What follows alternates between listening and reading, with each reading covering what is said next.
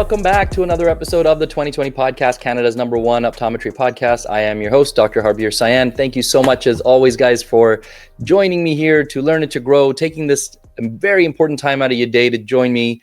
I know there's a million things you could be doing, but the fact that you've taken this time to be here with me means just so much, and I can't thank you enough this episode in particular, because this is our 200th episode, the 200th episode of the 2020 podcast, right here, right now. And I couldn't have gotten this far. I never honestly would have imagined I would get this far.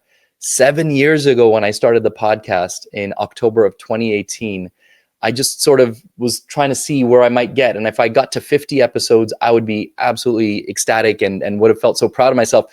Here we are 7 years later at episode 200. And I just couldn't have done it without all the support from friends and family, my wife giving me the time and the space to kind of get this thing off the ground. And of course, everybody who listens and watches, all my, supporters in the eye care industry in particular, all the partners and sponsors throughout the years who have supported the podcast. Really, I'm truly, truly grateful. And I want to say a big heartfelt thank you to everybody who has supported and helped us get to this point here, 200 episodes. And I have no plans of stopping or slowing down. We are at this rate of doing weekly episodes for the last year and a bit, and I'm hoping that we can maintain that rate going forward. And I won't be able to do that without the continued support from everybody who's listening and watching. So I want to say thank you now for everything that you've done, and thank you in advance for all the continued support moving forward. I am making this little clip separate from the actual interview that I'm about to start with you here. Because I forgot to say it during the interview. And I knew going into recording that this episode that you're going to listen to, that is going to be the 200th episode. But I just got so excited to talk to one of my good friends and, one of our all-star ODs in the industry, Dr. Jennifer Lyerly, in this episode. We got really caught up in our discussion, and I just completely forgot 200th episode. So I texted Jen to let her know just that she is, and I wanted it to be this way too, that Jen would be the 200th, the guest on the 200th interview or episode, because she really has been such an important figure in my podcast journey and such a great friend in the industry.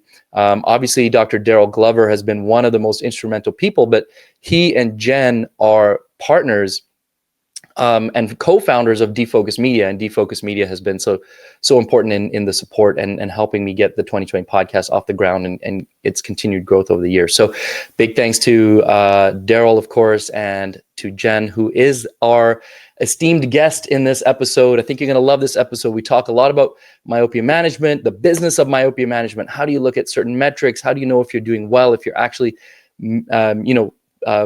making it a success in your business and actually a lucrative part of your business. And then we talk about, for our US friends and colleagues who are listening, the very exciting news of the new myopia spectacle lens that's available in the US now by the time this podcast launches. And I actually we kind of flip the script a little bit, and Jen interviews me a little bit because we've been using that lens here in Canada for years now. So, I don't know, dozens or hundreds of patients that we have who we prescribe that lens to. So we talk about that. So anyway, thank you all again. Here is the 200th episode with my very good friend, Dr. Jennifer Lyerly. I hope you love it. The beautiful Dr. Jennifer Lyerly, who is a returning guest and, of course, a podcast legend, co-founder of Defocus Media with Dr. Daryl Glover. She is the author of the big and long-running Idolatry blog. She is an optometrist based in Raleigh, North Carolina, working at True Vision Eye Care. And although she sees a lot of patients in primary care, she focuses on specialty contact lens and myopia management. And today's conversation, we're going to talk a lot about that. How to make a myopia management practice profitable, how to make a specialty lens practice profitable. And for those of you in the US who are recently very excited about the release and the approval of the Stellest myopia spectacle lenses, we're going to talk on that, and we're going to talk about my experience we've had that here in Canada for, 4 or 5 years now. So I've fit many, many, many kids in that lens. So I'm happy to share my experience on that as well. So without further ado, Jen, thanks for being here again. I really appreciate it. We've been wanting to kind of, you challenged me, or I challenged myself, and the last time you're on, that I was going to start doing specialty contact lenses. And then you've kind of nudged me a couple of times, like, well, how's it going? And let's talk about it. So I think this is a perfect chance for us to do a little recap. I really think we podcasted together about a year ago, and I'd like to say that you gave yourself this challenge, but I was excited for you to support you, and I just can't wait to check in and see how your specialty contact lens journey has been going. Yeah, thank you. You inspired me. You certainly did. It's been a year and a half. I think it was last spring. So that gave me more than enough time to get things rolling, and they are certainly rolling. Before we jump in, I do want to say a quick thanks to our partner for the podcast. That's Fig Scrubs. If you haven't seen Fig's recent drop, this podcast is going to go live sort of late October. So early October, they did a drop with 3 new fall colors. And since I'm going to work right after this, I have the spruce. I think this is called spruce. This kind of cool olivey military greeny looking. This is perfect for me because all I wear in office is like gray, black, blue. And I've been looking for something outside of that. And the new fall drop is great spruce. And the other one that's walnut is kind of this maroony color. I've been able to wear those to work. So very exciting for me. So thank you, Figs. I don't remember my discount code, so I'm going to drop that at the end of the podcast. I'm going to search it while we're chatting. But otherwise, you can message me on Instagram, DM me, and I can give you the discount code if you're looking to get yourself a pair. All right. So Jen, why don't you tell us a little bit about how's life? What's been going on? What have you been up to lately? Well, we just moved in to our new practice space. So I'm at a private practice in Raleigh. It's called True Vision Eye Care. We have 3 doctors, 2 locations, and our Raleigh location is where myself and Dr. Barnes, who founded the practice, work.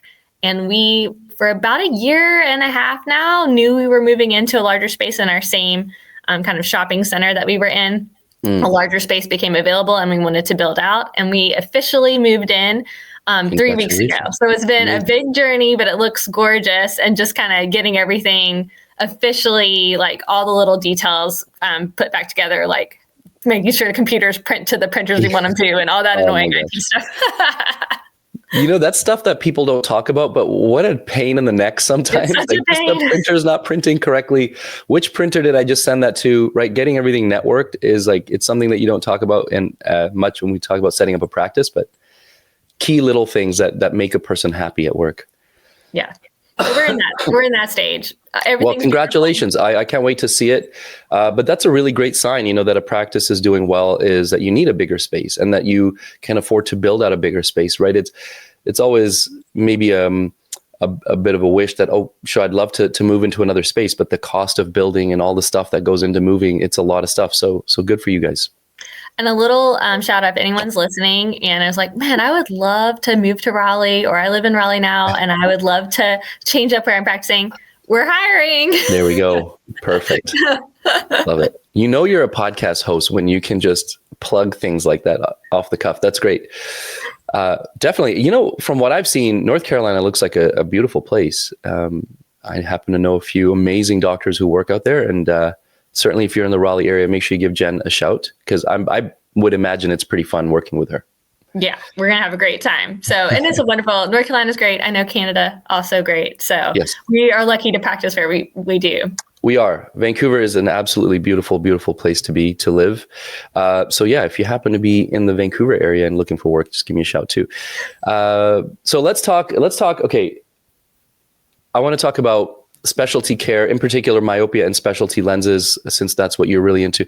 Actually, let's recap my journey. Let's just over the last year and a half. Okay. So if you happen to go back and listen to that episode from, I think it was March or April of 2024, somewhere around that time, Jen was talking about similar type of thing, talking about specialty care, and I thought at the time I was really, really wanting to get into ortho-K and scleral lenses, and I had not fit. Now that was 14 years into my career. I had not fit one single ortho-K or scleral lens ever, and I needed that extra little nudge that you gave me. So since then, I've fit. I should have counted before this. I should have gone back and looked at it. I would say a dozen or so sclerals, maybe about 10 sclerals, but many more ortho-K, like lots and lots of ortho-K. And I found sclerals definitely have required a lot more work and repetition and practice. And finally, I'm getting to a point where after about 10 fits, I feel good about it. And the first lens that I order is the right lens for the most part, minus maybe some minor little tweaks. With Ortho-K, because I'm doing mostly just topography guided stuff, it's much more streamlined, right? I do the topography, I know the refraction, of course, know the Ks and everything, and I can upload the information straight from the topographer to the lab, and they send me the lenses. And once in a while, we get to make some adjustments, but the process is much easier. And I find the feedback is almost, it's more immediate. Like, after a couple of days, kids are already noticing their vision is better, and they're walking in with big smiles on their faces. Whereas sometimes with sclerals, it's kind of like, I can't really see that much better. Oh, I got to change this. I got to change this. But I think as far as the biggest impact I've made on any one patient, it's definitely been with a scleral. As far as just like a person pretty much coming to tears and just saying, I have not seen this clear, maybe ever in my life, but definitely in my adult life, I don't remember ever seeing this clearly. So that was super impactful and definitely motivated me to keep doing it. I love your experience. I think this is really good feedback for people to hear.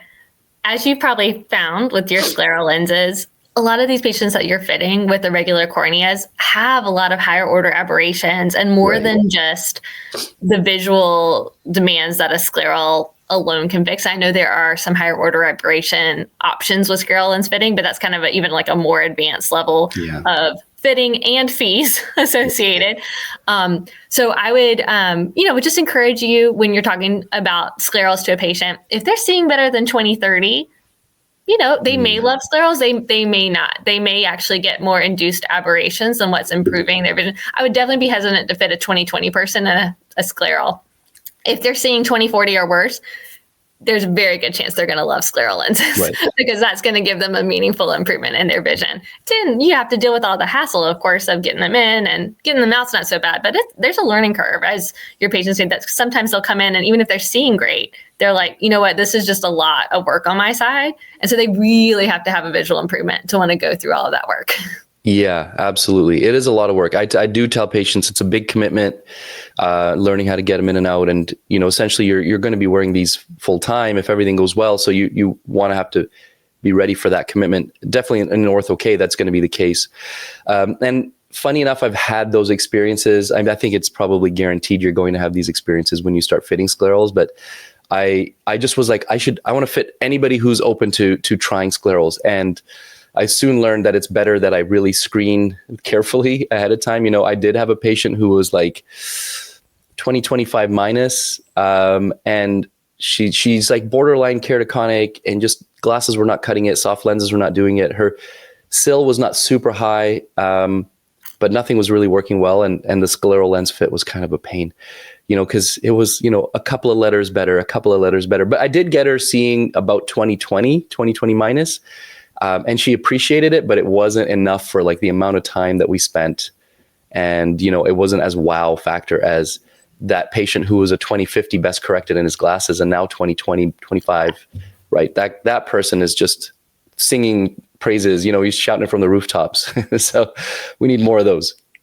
And I think as a practitioner, sometimes you can drive yourself a little crazy, right? Like you're chasing like these tiny little bits of astigmatism and like, oh, we need to move it by 5 degrees, or, oh, I need to move it 5 degrees back.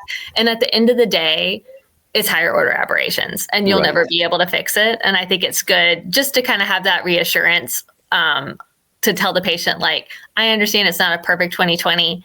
This is the best I can get with this kind of lens.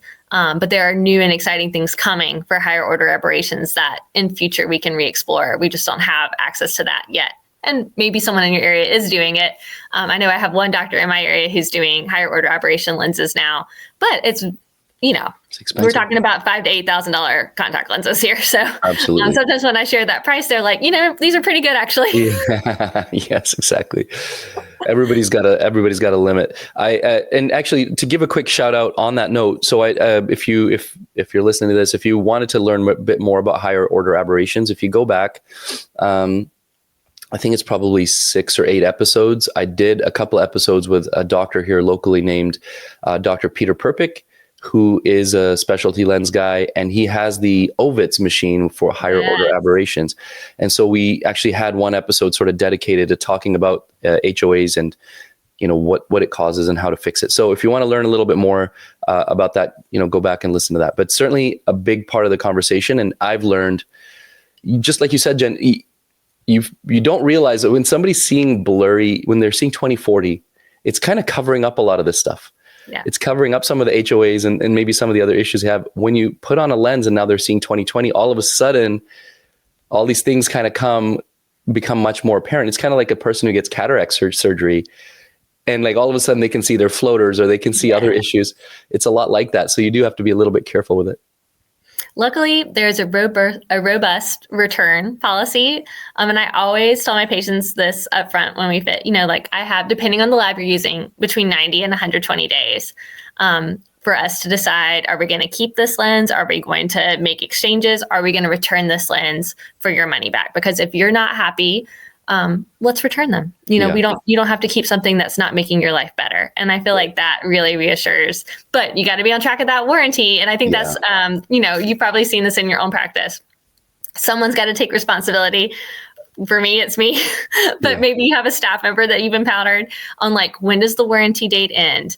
What are the shipping fees associated? What is like, do I have to return the lenses, or do they get to keep the lenses that we're exchanging? Like, you need to know all of those policies so you don't get raked over the coals on the pricing.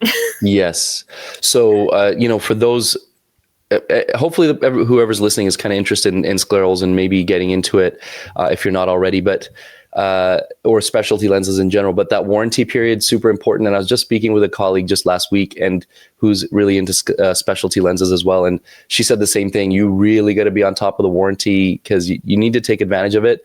And that was a big mistake that I made for a couple of patients. I want people to learn from my mistakes here. I definitely made that mistake, and I lost track of the warranty period.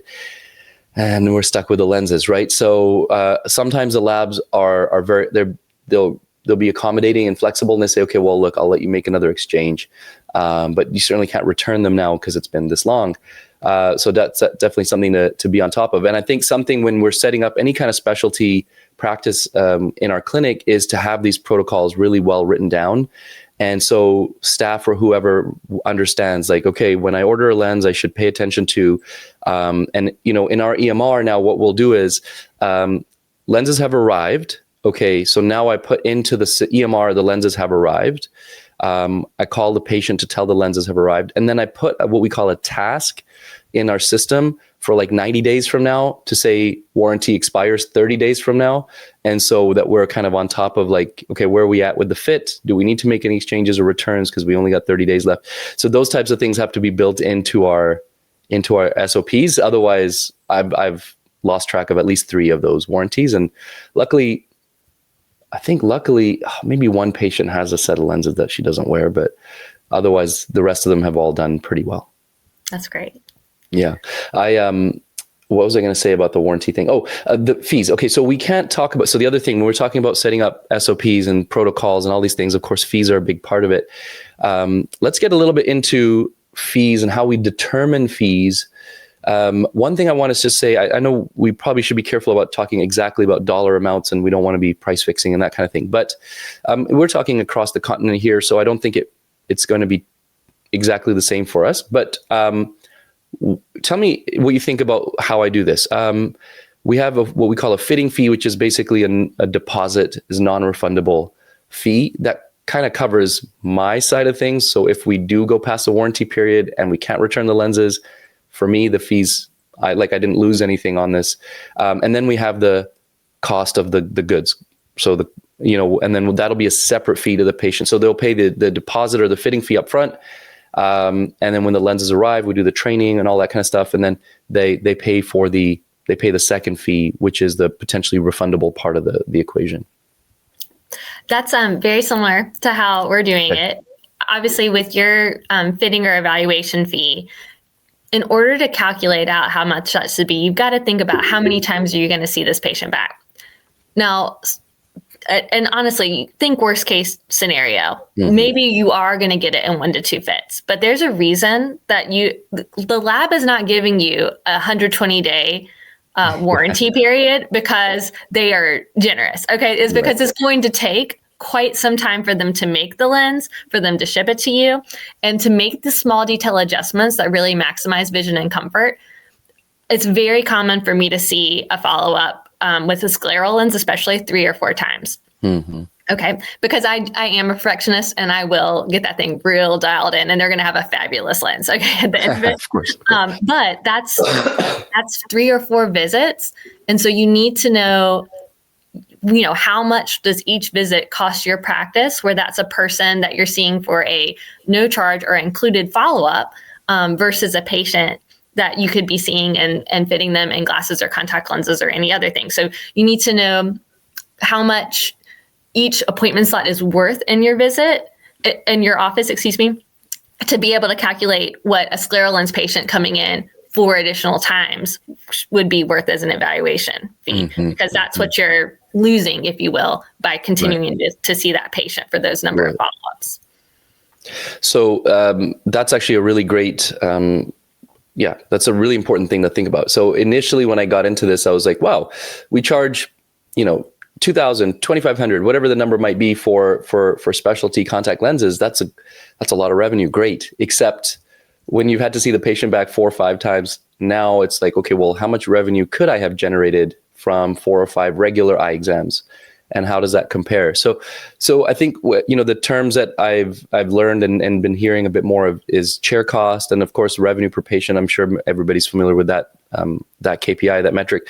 So how do we go about figuring out, what is the cost of an eye exam, a 30-minute exam slot, for example? That's an important thing for us to figure out. If we're going to be taking up 2 or 3 of those, we're taking an hour and a half to 2 hours or however long it might be of chair time. Jen, how do we go about figuring out what that costs us? Gosh, so you really have to look at the cost of your entire practice. Okay, so think about your rent, your electricity, how much you have to pay your staff, all your fees for running your business. And so I think what's easiest to do on looking at this is you take a month, you put all of your expenses in, your rent, your loans, everything that you're paying for, and then how many appointment slots do you have in a month? And you divide that out.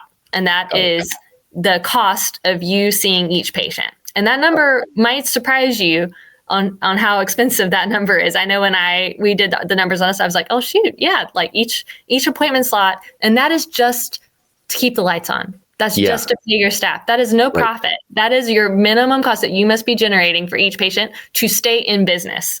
And then, ideally, you want to not go out of business, so you probably want to put some profit in there too. Yeah, right. Yes, exactly. That's sort of kind of your break-even cost.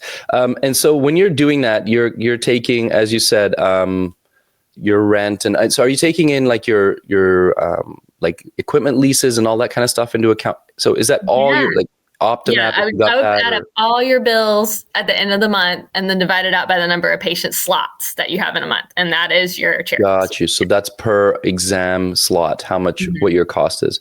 So, I remember I was doing this and ours was, I think it worked out to about $300 per hour.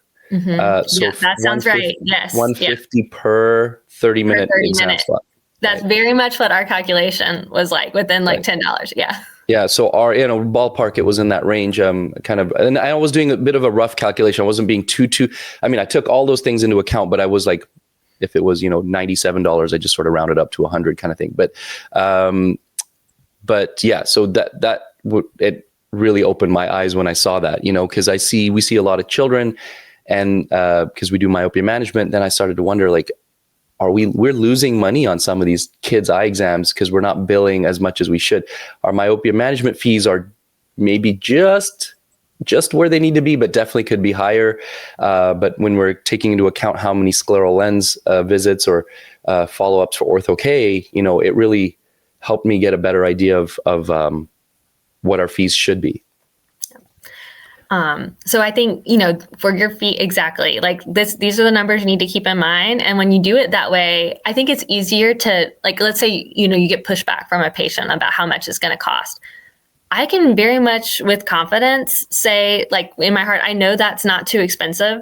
That is what we have to do to continue to take care of you. Like there's no way for it to be less.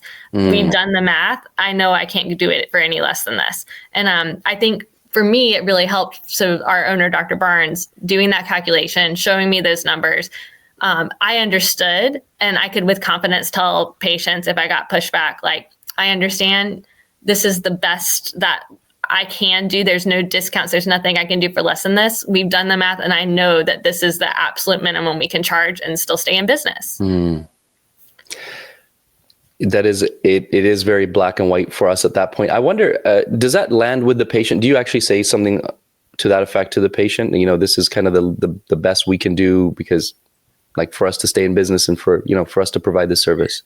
I think so. I mean, for me, you know, it's very human. It's very natural, especially, I think you'll get this with your patients that wear Ortho-K. Sometimes there's multiple siblings involved and they're like, what kind of discount can I get? Because like, I'm spending a lot of money here. Like it's natural instinct for a human to ask that.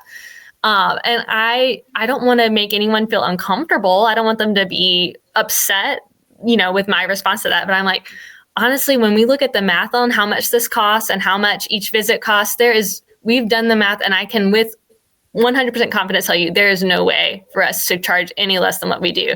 We are charging the minimum amount that we can charge to make this approachable to you, but still keep our lights on. Right. And people are like, oh, okay. I mean, what are you going to push back about that? Yeah. And then honestly, if they do go around in their area and get price quotes, they oftentimes find they're getting exactly the same quotes or maybe even more. So I feel confident that we're not priced higher than anyone else. And that also helps. Yeah, that's a fine balance too, right? You want to be comparable to others in the area, but we don't want to undersell because then it reduces the value of a certain specialty. And so that's a bit of a tricky dance as well. But I think at the end of the day, if you're doing those calculations and there's less guesswork and you're not just saying I'm charging this much because somebody down the road is charging this much, I'm charging it because I need to pay the bills, I need to keep the lights on, I need to pay the staff, and then of course make some money so the practice can grow.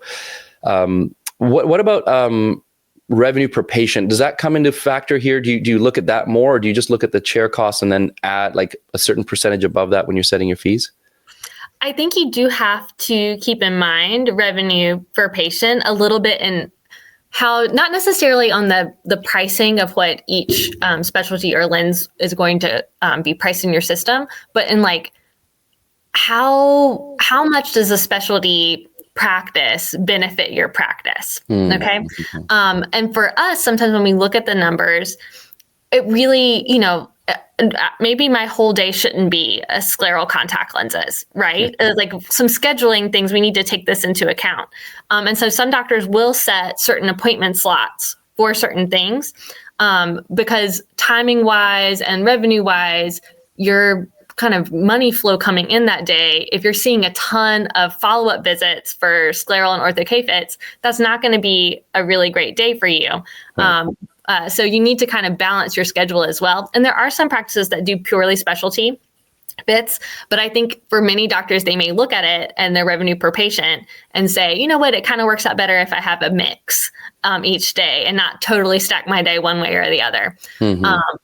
Another thing to kind of keep in mind on this too is I think when you have a private equity or more financially focused group that is looking at your numbers and running your numbers, I think this is why many times you'll see practices that are more in this kind of private equity or group practice world go away from specialty services.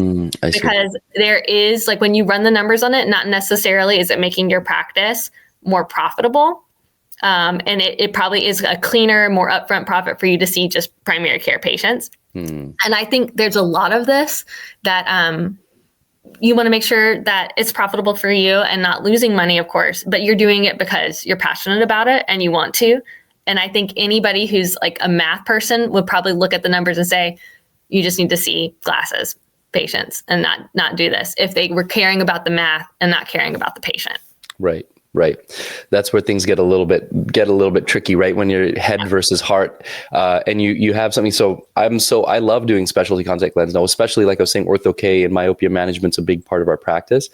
So if I did the math and I saw that revenue per patient was just higher, just doing primary care and selling glasses, I would be a little sad because I actually get so much satisfaction, and fulfillment out of doing it. And when, we're measuring axial length and we see we've actually made a difference and how that feels, maybe we just need to charge more for myopia management than to kind of get it kind of equal to whatever, glasses sales would be. But obviously there's a bit of a limit there as well. So we have to find that balance. You want people enrolled in your program and doing it because you care about them. You don't want their eyes to get worse. Exactly. I want to make it affordable so that they do it and they don't choose not to do it because it doesn't fit into their budget. Right. So these are the hard things that you have to think about. But I do think you underestimate the joy that you get as an optometrist providing the care that you want to care. And that's got value to it too.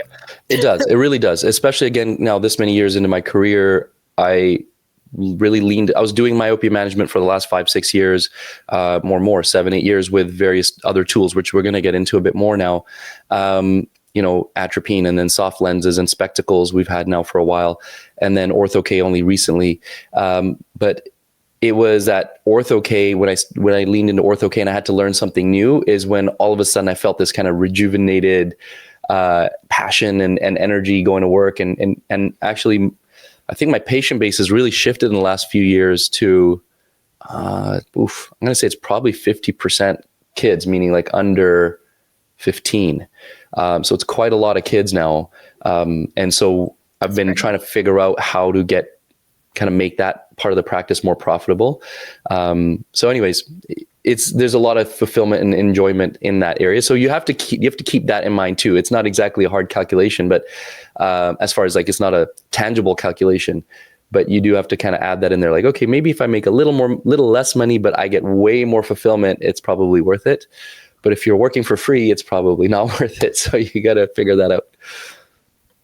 Okay. We've kind of teased it a bit. Why don't we talk about glasses? So the three myopia management options that have been available in the States for forever now are atropine, soft lenses, and Ortho-K. And the big exciting news recently is that the FDA approved the Stellest, the Essilor myopia management lens, the Stellest lens in the US. So are you guys able to prescribe it right now?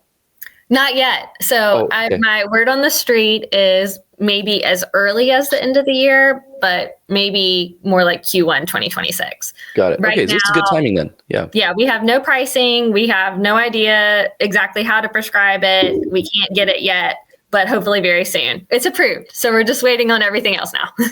Okay, good. It's very exciting for you guys. Very, very exciting. I can't believe that it took this long, right? So we've actually had two very prominent myopia spectacle lenses on the market here for about 6 years. So first Hoya's lens, the MyoSmart lens came out in maybe 2018, 2019, something like that. And then the Stellest a few years after that. So it's been here for about 4 or 5 years now. So we've had a lot of opportunity to fit that and had really, really good results. So I'm excited for all of you who are in myopia management, and even those who are sort of on the cusp and are interested and haven't felt like they want to put the commitment into all the other things. This I think is going to really lower the barrier to entry for a lot of ODs to start doing more myopia management. Well, I would love, if you're okay with this, to kind of shift to me interviewing you about this. Again, true because podcast. I have so many questions. Okay. So when you write a prescription for a myopia management lens, you write it any differently than any other glasses prescription? Nope. Awesome. Nope. Okay. That's the nice thing. It's so easy. So if it's a patient's a -3, you just write -3. Okay. And you let the lens and the technology do all the work.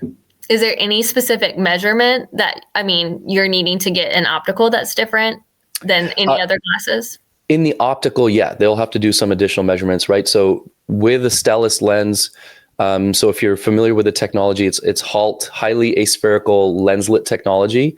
And so if you haven't seen it, the reason they call it Stellest, it looks like there's a bunch of it looks like you're looking at a little galaxy, right? There's little stars in these concentric circles.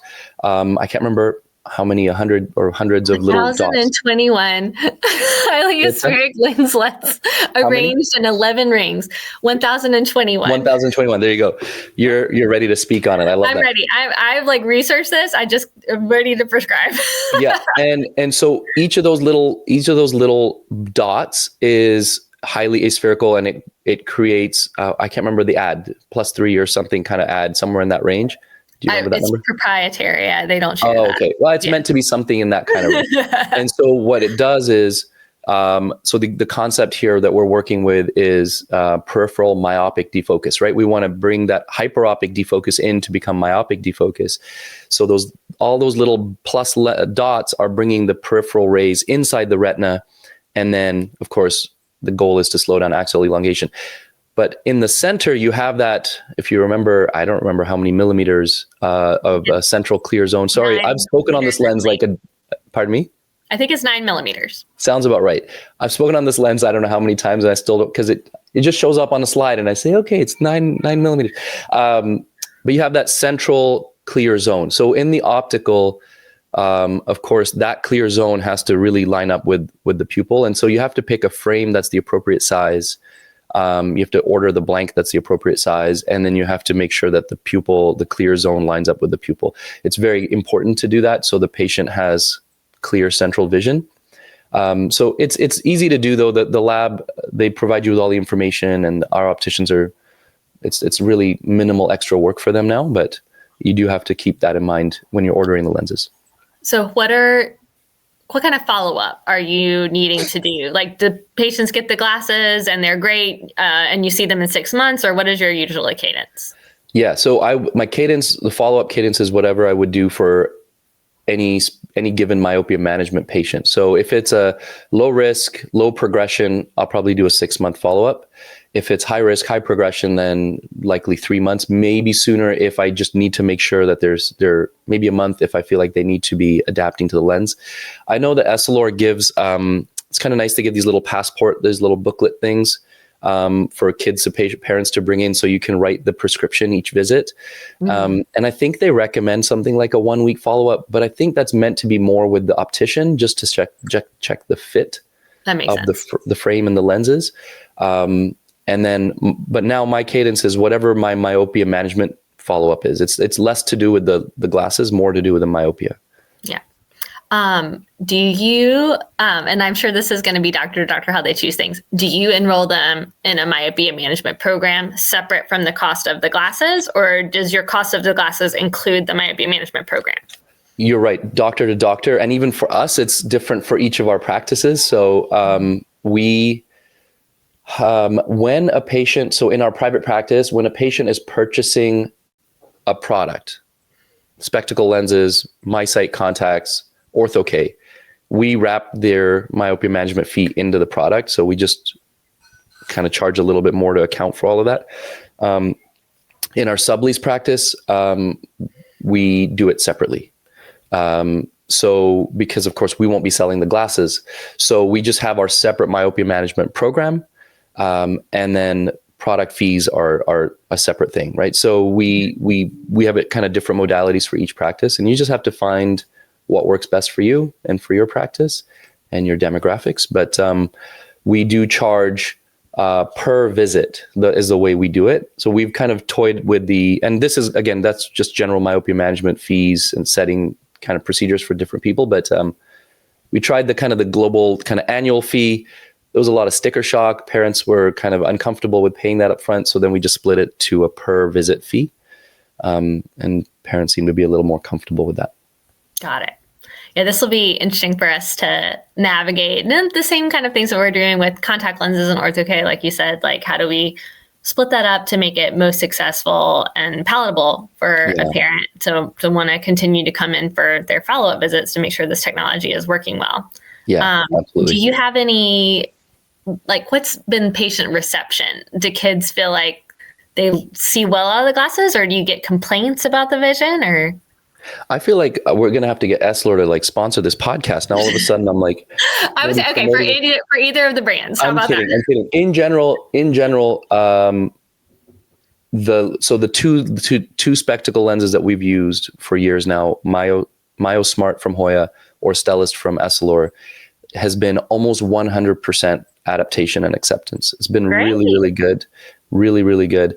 I would say the only kids that haven't is the older, so not even kids, like older teenagers that have tried to fit into it, haven't really loved it just because they notice that peripheral blur a bit more. But honestly, I can't think of even one example where a child wasn't able to adapt. There maybe is one in there, but I can't think of it right now. That's wonderful to hear. Yeah. I think when as an adult, when we look at the lens, we're always like, and kids are going to see out of this thing, you know, but kind of like my experience with fitting kids in a soft multifocal contact lens for myopia management, like the vision is really good. Like you just don't get that many complaints. So yeah, you don't. And it honestly, they might in the first couple of days say that they notice some blurriness, but honestly, within the first week, they've adapted. And anytime I see the kids for a follow up, I don't know, maybe they're complaining to my opticians and I don't hear it, but they don't say anything in the exam room. Kids are able to adapt to so much, and the nice thing is the main thing to tell them is that you can't see the pattern when you're just looking at the glasses, because that's the initial thing that both parents and patients are concerned about is like, oh, it's going to look weird. But when you put the glasses on, you can't tell. It's only when you hold the lens kind of under the light and you look for the reflections that you can see the pattern. Oh. But when it's on, you honestly can't tell unless the light happens to hit the lens in a very specific way, but it's not visible. That's great to hear. Yeah, I wasn't sure how prominent it would be on someone's face. Obviously, when you see the lens with the light, you can like obviously tell that it's there. Yeah. But, in all the pictures, of course, they're deliberately highlighting all the little dots, but yeah, thankfully it's really not very visible. And there's more exciting kind of there's another one coming on the market fairly soon from Cooper. I don't know if you've heard of that one. Is it Sight Glass? Sight Glass is what they used to call it. I think Sight Glass is the company that made it, I think, and they bought it from them. And I think I should know this. We were just at a Cooper meeting last week. But I think they're just going to call it like the MySight glasses. That makes sense. It makes sense to kind of brand it all, but they're using a different technology. They're using low contrast versus these high ad. So even the Myosmart glasses they have these little honeycomb shaped things that have an ad to them, but Cooper is using a different technology, this different sort of approach to lower contrast. Apparently lower contrast actually helps to lower myopic progression as well. So they're trying a different approach, and apparently it's very, very successful. So we'll see. That's kind of exciting to see that come on the market soon too. That'll be so. I mean, I just so thrilled that we have options. Yeah. Tell me about, because I feel like in my head this is a no-brainer for parents, but when you present to a parent like, hey, we have ways to keep your kids' vision from getting worse, like regular glasses, their eyes will keep getting worse every year, or we can do these glasses that help prevent that from happening. Like, do you have a majority of parents accepting that, or do you get pushback and say, no, we want those glasses that make their eyes worse? Yeah, exactly. We should phrase it that way. You could get glasses that make your kids' eyes worse, or glasses that help keep them stable. It's up to you. I mean, you in not quite the same words, but I do phrase it in a similar way. I would say there's a pretty high acceptance rate. It's usually in the kids who have a lower prescription where there's a bit of hesitation, because parents are hoping that it'll just stabilize. Oh, it's not that bad right now. And I do my whole spiel about, the early intervention is very, very important. I use this analogy of a rolling car. If this is a car that's just starting to roll down the hill, and we have a chance to stop it or slow it down early stages, and we'll have a bigger impact later, or we let it continue to roll, and then it's much harder to slow down, right? I can implement the same technology 2 years from now, but we won't get the same impact. We won't get the same effect. The earlier you get in there, there's studies that show that too, quite a few studies, and Hoya's got some nice ones where they show kids who are put in Myosmart right away versus a different separate cohort control group who are put in just regular spectacle lenses, and the progression is significantly more. And then they put those kids in the Myosmart lens, and all of a sudden that curve flattens out again. And so, but now the problem is, which way am I pointing my hands here? The kids that were in the Myosmart are down here, and the kids who are in regular glasses and then Myosmart, they're up here. Right now they're parallel, but they're already a diopter or two above. And so we just have to keep preaching that early intervention. The nice thing is actually, I don't know if you'll have this in the States right away, but there's actually Plano Stellest lenses and MyoSmart lenses. So you could put even a plus, a kid who's 5 years old and only a plus a quarter, that kid should be like a plus 150 or plus 2 really, if they're got normal emmetropization going to happen. You could put that kid into a Plano and they can wear those glasses and still get the same effect from the lenses. But trying to convince a parent of a child who has 20/20 vision that they need glasses is a challenge in itself, right? So there's some parents who are motivated, and if they're nearsighted and you say, look, you're a -5, you're a -5, your child is on the cusp of becoming nearsighted, we can do something right now to intervene. When you and I were younger, we didn't have the ability to do something to intervene. Today, we can do something for your child. It's not about their vision today. It's about what their vision is going to be 10, 20 years down the road. And today we have a choice. So in that moment, we have atropine and we have these spectacles. And sometimes parents are like, my 5-year-old's not going to keep glasses on their face.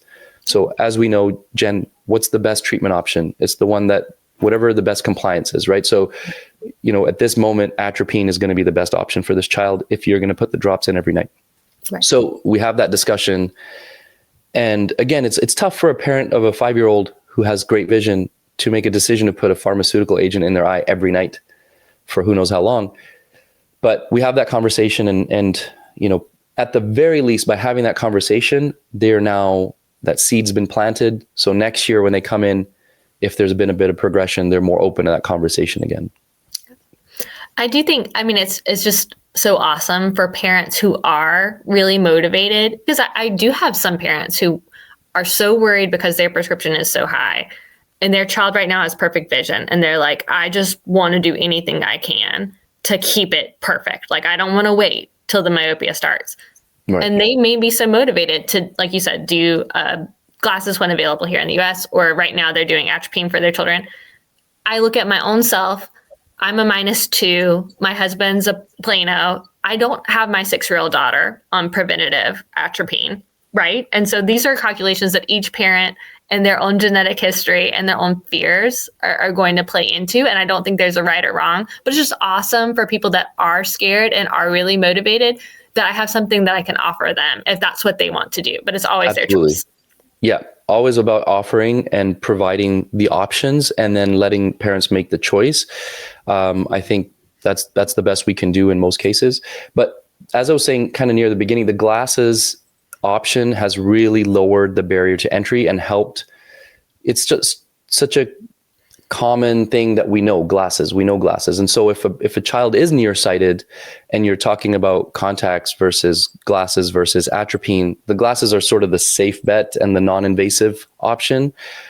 So there's been a lot of uptake on that. I think what's going to be interesting in the States is to see how many of your MiSight patients go over to your spectacles, right? Or potential MiSight or contact lens patients end up going into spectacles instead of contacts. And you'll have to kind of do the calculation of what was my profit on the contacts and what will it be on the glasses? Because you certainly will lose some patients from that category into this one. I think what's so fascinating is I see such a split, right? Like when parents are open to contact lenses, we are all in. When parents don't want to do contact lenses, even if it's going to slow down their prescription change, they're not doing contact lenses. That's true. That's true. And so in my head, I imagine I'll do a lot less atropine when spectacles become available. Yes. But it may not be as much of an impact on the contact lens aspect, because it really does seem to be a mindset split when a parent and a child are ready and open to a contact lens conversation. That's so true. That's actually so true. On that note about the atropine, yes, I went from atropine being actually kind of my first line, and I know I'm in a sort of a small group of this, but atropine used to kind of be my first line treatment for a lot of myopic kids, and now it's just reserved for pre-myopes or like those early myopes who they don't really want glasses or any other kind of correction at this time. Or it's an adjunct kind of combo therapy, right? So they're already doing something, it's not working well enough, then I add atropine. But those are basically the two groups that I keep it for now. Maybe there's the odd person in there where the parent's like, I want my child to have regular single vision glasses and eye drops. I try to talk them out of that, but I do have the odd parent who wants that combination. I imagine I'm going to have people that have been successful with that combo and they're like, well, you know, why am I going to change now? And I totally get that. But I just can't imagine starting anyone in that. Right. To have glasses. Like, why would I put your kid on a chemical? You know, it doesn't make any sense. Well, I mean, you know, I always say the golden statement that I can make to any parent is, if this was my child, right? That's kind of the if there's any one sentence you're going to say to a parent that's going to help them make a decision, it's that. And so I don't abuse it. I don't say it just to try to convince them to spend more money or anything. But truthfully, if this was my kid, I would just put him in the glasses. It's just so much easier, right? Yeah. Or if this was my kid, and I know the risk, sorry, the youngest one's up and she's a little cranky. You know, I know the risk of progression. If I was a -8 and my child is a +1/4 right now, I know what's going to happen. So I would start him on atropine. And honestly, begrudgingly, but I would, because I don't love having to put medication into a child if I don't have to. But in any case, those are all conversations that ODs will have to have kind of on a per patient basis. But it's nice to have in your mind this algorithm, right? Or actually probably written down, this algorithm of like low risk of progression, what's my go-to? High risk of progression, what's my go-to? If one treatment's not working, what's the next option, right? So if they're in glasses and still progressing a bit, maybe you want to switch to ortho-K before you add atropine, right? If they're open to that, right? So it's different, those types of things you want to kind of, and I only learned those over the years of doing it slowly. So if there's somebody interested in getting into myopia management, I don't want that to sound overwhelming. Again, I think the glasses will be a nice sort of gateway for you to get into it. Yeah, I'm so excited. I just can't wait for this to be a standard part of everyone's practice, and just like the normal thing that we see parents choosing, you know, oh, my kid gets diagnosed with myopia, we're going to keep that from getting worse. Yeah. And the chances then that you're going to have, I mean, you know how heartbreaking it is, right? When you have a patient coming in and they're 25 and they're a -16 and you have to order them custom soft contact lenses and they have all of this lattice in the back of their eye and they've already had laser repaired. I mean, like, let's prevent that. Let's not have those patients that are, you know, so scared about what the future of their eye looks like. They're so young and they've already had so much damage to their eyes. That's so true. That's so true. I know we focus so much on the vision side of things, but we don't want to be fear mongers, but we do need to focus on the health side of things and the dramatic increase in risk for all these, you know, potential conditions in our eye. With every diopter increase, I think that's like a 67% increased chance of maculopathy or something like that. It's pretty significant. So us as practitioners, you know, I say this when I do these lectures too, we have to stop thinking of myopia as a refractive condition. Think of it as an ocular disease that happens to have visual consequences, right? That change in vision, that distance vision blur, that's actually the secondary thing that we need to be thinking about. But of course, in eye care, optometry, we've been trained to think about that first. But now we have at least four treatment options that can help slow down that progression. Well, I'm so excited by your experience, and I just can't wait to have everyone in the United States have access to these great lenses too. And it sounds like more options are coming, and we'll get even more technology to help give our patients options and help differentiate different categories for people who maybe are non-adapt to this one thing. Oh, let's try this other thing that maybe works in a different way, but can still keep your prescription low. Exactly. I just think it's such an exciting time to be an optometrist. Like, we have such a great career. Honestly, this is, as I was saying, the last year to 2 years, I've felt kind of reinvigorated by this stuff. You know, just knowing how much of an impact you can have and seeing the smiles on patients and parents' faces, it's been amazing. So and honestly, the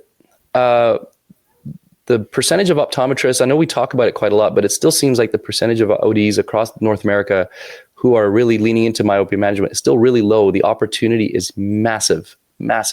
So just because you know somebody else in your neighborhood who's doing it doesn't mean that it's not something you could lean into, make an impact in a patient's life, but also, benefit your practice. Yeah, I'm sure once you figure out your chair cost and your revenue per patient. Yeah, make sure you stay in business, and your private equity group doesn't say you're not allowed to do this anymore because it doesn't make any money. Like, calculate your costs accordingly. Yes, exactly. But yeah, just, I think it's so wild when you look at the statistics and it's not your listeners, Harbir. I'm sure. No. Everybody who's listening or watching they're like, we do this stuff. Of course, we've embraced this stuff. But the number of people, for example, who have a MySight Fit set and have actually ever fit a lens out of it, it will shock you to your core. So we have access to things that aren't being used, and hopefully with the glasses, that floodgate will open and everyone will say, you know what was holding me back? I can't let that hold me back anymore. I'm going to do it now. Yeah. This is it. This is your chance. This is, like I was saying, this is your that's why I think the glasses will be a kind of like a gateway drug, right? Once you, we forgot to talk about axial length. Once you see the impact that the glasses actually, they're very effective. The efficacy is actually very good. I think for Stellest, I think they say it's 67% on average or something. Yeah, that's reduction. In their first 2 years. And it cools a little bit. Like if you go look at their 6-year data, it's down into the 50-something%. But great. But 50, come on, 50%. Is that better than zero? I can't. I think it is. But honestly, I think it's whatever data they're using. I think they are being conservative actually with the numbers because they have a very specific data set and they have a very specific age group. But if you start putting these glasses on kids who are 5 years old and they wear them for 5-6 years, it's pretty impressive actually how well, not just the Stellest, the Myopia, the MyoSmart as well. They work very well, or the MySight contacts. All these technologies work really well actually. If anybody's skeptical, obviously you're going to get the kids who continue to progress no matter what you do. And unfortunately, that's just the case for them. But there's a massive improvement for a lot of kids.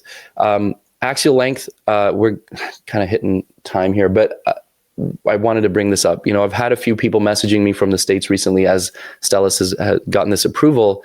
Do you need axial length? Do you need to measure axial length? Okay, ideally, yes, you should. Like if you want to be truly doing myopia management, if anything, axial length is kind of your primary measurement. It's like the 1A and the refraction's 1B. But that doesn't mean you shouldn't do myopia management if you don't have an axial length, you don't have biometer. You should just start, base your calculation, base everything off of your refraction. But there are online tools. Again, like nobody's sponsoring this conversation, but I just want to kind of put this out there. There are online estimation tools for axial length. I think Cooper's got one. So just for free on their website where you can plug in refraction and Ks and it kind of gives you a ballpark of it's relatively accurate, at least for a starting point. I know there's a company named Ocumetra, which is really great for any sort of myopia management program. I've heard that their estimating tool is actually very good. So that's another inexpensive way to get into myopia management, monitor your patients, give them reports. I don't use it yet, but I've heard that online tool is quite useful. So if you don't want to go spend whatever the cost might be, 20 grand on a biometer, you could spend maybe a couple $100 a month on this program, and it'll help you with various other things. So I do think at some point you want to look at axial length, but I did not have a biometer for the first few years I was doing myopia management. But once I got it, now I'm like really, looking at all the details. I am 100% on board with you. We only just got our we had an axial length measurement in our Morrisville office, but to get my patients to go over there to take a measurement before they see me, like it just wasn't happening. So I've been practicing for years without that data set. Yeah. And now that I have it in our office, it is such a nice to have. It's such another great piece of information that I can help explain to parents what we're successful at, what's working, kind of show these additional numbers. But I've never let not having axial length prior to this slow me down from offering myopia management. Right. Like, go ahead and help that kid. Yes, you need to save up for this piece of equipment. It does cost money. But when you have it, it puts even more value in your myopia management kind of package, if you will, because that's one of those other things that's going to set you apart. But don't let not having it stop you from helping a child. Yes, 100%. Absolutely. And when it comes to setting the fees also, I was at this meeting last week and a lot of great minds in the room. And we were talking about that, some ODs will maybe hesitate from setting their fees or having a myopia management fee if they don't have a biometer. But we're not just charging for the data. The fee is so that we can take care of the kids and provide our expertise in our services and monitor their progression. Having the axial length is definitely an important tool, but that shouldn't stop you from structuring your myopia management program and setting your follow-ups and your fees and everything according to shared costs and all the things that we talked about. Totally. Okay. It's your time. I feel like we just wrapped up. You know what, Jen, you and I should just do a lecture. We should tour North America and do a myopia management lecture together. I think that'd be great. High five. Oh, wrong way. Here we go. Coming soon. This way. Got it. Awesome. Any other final words of wisdom that you'd like to share before we wrap up? If you guys want to follow along, I love reading myopia studies, and there's a bunch of new stuff coming potentially very soon. There's a company called Sidnexus that has a PDUFA date of October 24th for low-dose atropine that could potentially be available at our normal pharmacies then, maybe covered through insurances and not just through compounding pharmacies and out-of-pocket. So there's a lot of new myopia coming, and I love kind of sharing that on my Instagram and on my blog at Idolatry. So hang out, send me studies if you have a study that you feel like is good covering, because I would love to read it too. Yeah, absolutely. What's the website and what's the Instagram handle? It's at EYE.DOLATRY. That's my Instagram. And the blog is EYEDOLATRY.com. Got it. Idolatry.com. Great. Did you see there's a few studies that show some potential for omega-3 potentially benefiting myopic kids, slowing down progression? I saw that. I want to see more. I'm not 100% positive. I think omega studies can be a bit all over the place, and we've never previously had a study that showed any dietary impact on myopia. So I haven't covered it yet because I'm not convinced. I want to see more data before That's fair. I want to share to my patients to put, they need to be taking this supplement. Got it. Fair enough. All right. Thank you, Jen. You're amazing. And I'm so glad that you came back on, and I appreciate your motivation last year you inspired me to get into more specialty contact lenses. It's definitely helped me in my career. As I said a few times now, really helped me kind of get more excited again to see patients and help them.